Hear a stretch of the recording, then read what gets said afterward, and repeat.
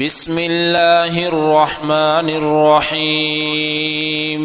الرحمن علم القرآن، خلق الإنسان علمه البيان. الشمس والقمر بحسبان، والنجم والشجر يسجدان. والسماء رفعها ووضع الميزان، ألا تطغوا في الميزان، وأقيموا الوزن بالقسط ولا تخسروا الميزان. والأرض وضعها للأنام، فيها فاكهة والنخل ذات الأكمام، والحب ذو العصف والريحان. فبأي آلاء ربكما تكذبان؟ خلق الإنسان من صلصال كالفخار، وخلق الجان من مارج من نار. فبأي آلاء ربكما تكذبان؟ رب المشرقين ورب المغربين، فبأي آلاء ربكما تكذبان؟ مرج البحرين يلتقيان، بينهما برزخ لا يبغيان. فبأي آلاء ربكما تكذبان؟ يخرج منهما اللؤلؤ والمرجان. فبأي آلاء ربكما تكذبان؟ وله الجوار المنشآت في البحر كالأعلام. فبأي آلاء ربكما تكذبان؟ كل من عليها فان، ويبقى وجه ربك ذو الجلال والإكرام. فبأي آلاء ربكما تكذبان؟ يسأله من في السماوات والأرض، كل يوم هو في شأن. فبأي آلاء ربكما تكذبان؟ سنفرغ لكم أيها الثقلان. فبأي آلاء ربكما تكذبان؟ يا معشر الجن والإنس إن استطعتم أن تنفذوا من أقطار السماوات والأرض فانفذوا، لا تنفذون إلا بسلطان. فبأي آلاء ربكما تكذبان؟ يرسل عليكما شواظ من نار ونحاس فلا تنتصران. فبأي آلاء ربكما تكذبان؟ فإذا انشقت السماء فكانت وردة كالدهان. فبأي آلاء ربكما تكذبان؟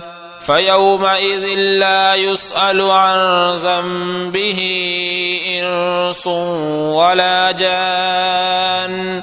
فبأي آلاء ربكما تكذبان؟ يعرف المجرمون بسيماهم فيؤخذ بالنواصي والأقدام. فبأي آلاء ربكما تكذبان؟ هذه جهنم التي يكذب بها المجرمون، يطوفون بينها وبين حميم آن. فبأي آلاء ربكما تكذبان؟ ولمن خاف مقام ربه جنتان.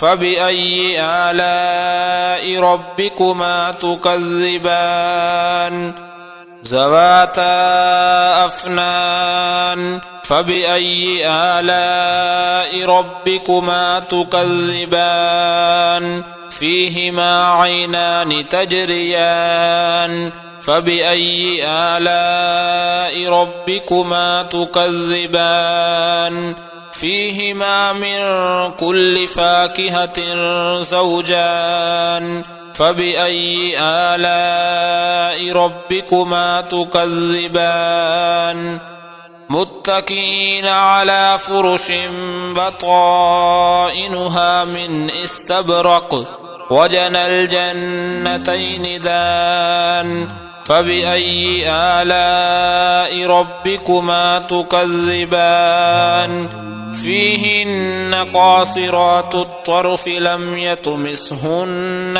إنس قبلهم ولا جان فبأي آلاء ربكما تكذبان كأنهن الياقوت والمرجان فبأي آلاء ربكما تكذبان هل جزاء الإحسان إلا الإحسان فبأي آلاء ربكما تكذبان ومن دونهما جنتان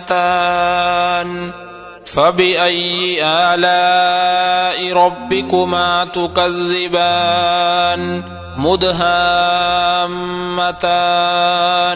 فبأي آلاء ربكما تكذبان فيهما عينان نضاختان فبأي آلاء ربكما تكذبان فيهما فاكهة ونخل ورمان فبأي آلاء ربكما تكذبان فيهن خيرات حسان فبأي آلاء ربكما تكذبان حور مقصورات في الخيام فبأي آلاء ربكما تكذبان لم يطمثهن إنس قبلهم ولا جان